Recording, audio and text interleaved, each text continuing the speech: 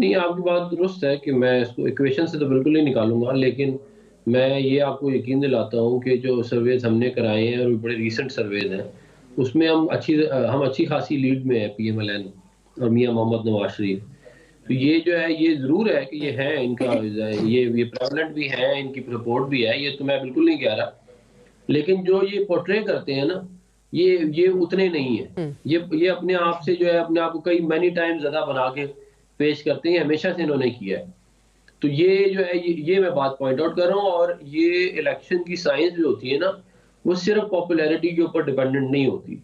आपके कैंडिडेट पे भी हुँ। डिपेंडेंट होती है, रिसोर्सेज़ आपके पास कितने हैं, आपने कैंपेन कैसी चलाई है, आपकी पार्टी ने कैंपेन कैसी चलाई है।